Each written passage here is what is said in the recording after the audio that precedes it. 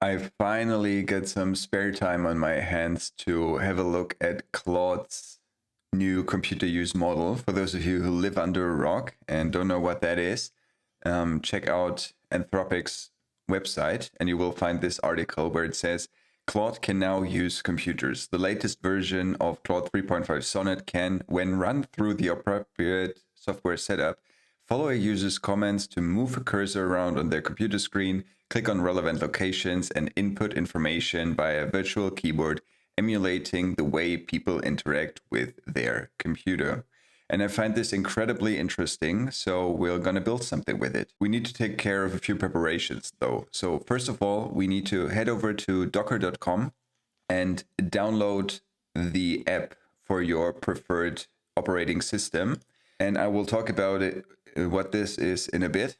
And then we also want to head over to console.anthropic.com. You need to create an account and you also want to set up your billing. Okay, you have to add a credit card.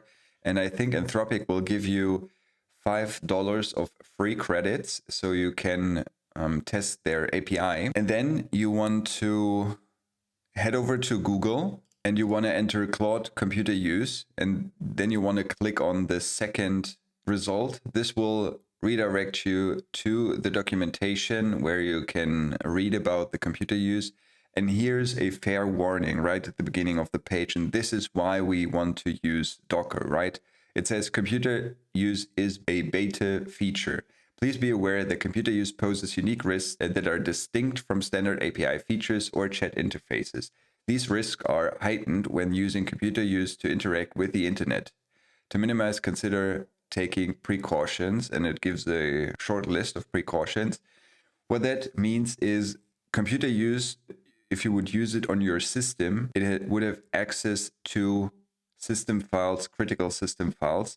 And in the worst case, it would also be able to delete or alter or change system files, which could lead to you not being able to boot your system anymore. So this is why you want to run computer use in an isolated environment, so to speak. And this is where Docker is helping you. So if you scroll down, you will find the following link under how to implement computer use. You want to click on reference implementation and you will be redirected to the GitHub repository. Now, installing computer use isn't really a big deal. You just have to scroll down a bit and you will find this code snippet. And as you can see here, there's a placeholder for your API key. So you want to head over to Anthropic and you want to click on API keys and then you want to create API key, select the workspace. In my case, that's default. And we'll just call it computer use. You will add it and you want to copy that API key, store it somewhere safe, or you can leave that modal open and head over to the GitHub repository again, copy that. And then you want to open your terminal. And as you can see here, I've already installed everything. So you just paste the code snippet, you replace the API placeholder with your actual API key. And depending on your internet connection, this will take a couple of minutes to install everything. As you can see here, it pulls the Docker images and then installs it. And if you then run the command again, of course, Docker desktop has to be running. So we'll minimize that. And if you then run the command again, it says starting, it takes a couple of seconds. And then you should see a link at the bottom where it says your instance is running on localhost. I think it was like 80. Okay, yeah, as you can see here, you can either copy that and paste it into your browser. In my case, I can, since I'm on Mac, I can just type comment on my keyboard and then I can click this link and it will go ahead and open the browser window with the Claude computer use demo. And now we can start messing around with it. So let's do this. You want to type, I want you to create a web application, which is a PDF Invoice template generator. I think since we're operating in a restricted environment, we probably won't be able to install Node.js. So I will just try it with a Python application, which uses Flask. So please create it in Python with Flask. Use a beautiful design, if possible and if available, use a component library or something similar. Please make the text great. Now we'll hit enter. And now, as you can see, it says running agent. If you click on the arrow, you can actually see what model you're currently using. We're using the newest Claude 3.5 Sonnet model. The Anthropic API key was already pasted inside of it. And now, as you can see, we have to install a few dependencies. So for example, Flask, WheezyPrint, Bootstrap Flask, and so on. Now we get some errors, cannot create directory because we probably don't have permissions. Yes, permissions denied.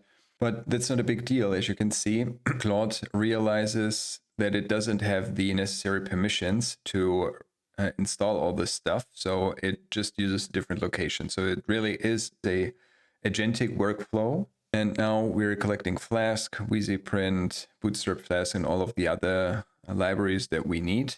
Now let's create our main application file. File was created successfully at temp. And if we have a look, maybe we can turn off the screen control and we'll open the terminal. Let's go to temp. And if we list all the files, you can see we have invoice generator. And if we have a look at this, this is a directory, right? So we first have to open it, cd invoice generator, and now we have the app.py static templates vent, and we'll have a look at it once Claude is ready. As you can see, it tries to run the application. Let's wait a couple of more seconds and see if we get any tasks that we need to do. Okay, let's do the following. So it's still running. We can't see anything.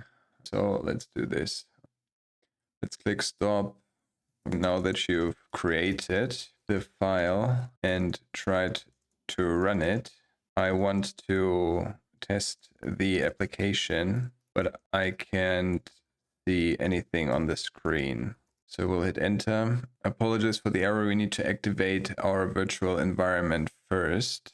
Mouse move. Okay, now it takes control over the desktop. As you can see, it starts Firefox and it also types localhost 5000. Okay, so this is the correct route. And now, as you can see, we have the invoice generator. Now, and if I toggle that off, let's see if we can add something here. ACME Corp, company email, test mail at mail.com, company phone, I don't know, +4 123, and so on. Company address, Fantasy Street 123 in Fantasyland. We have the client name, test customer, test mail at web.com.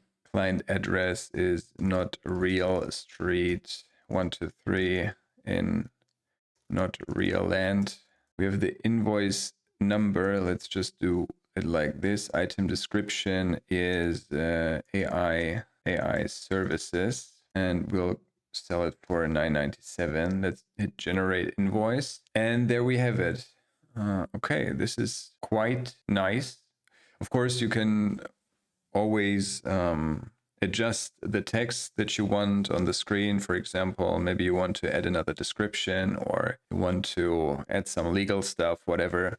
But other than that, pretty decent. I mean, it's almost easier than to work with Cursor because you really just have to give it one prompt, right? You don't have to double check if Cursor is working on the right file and doing the right stuff.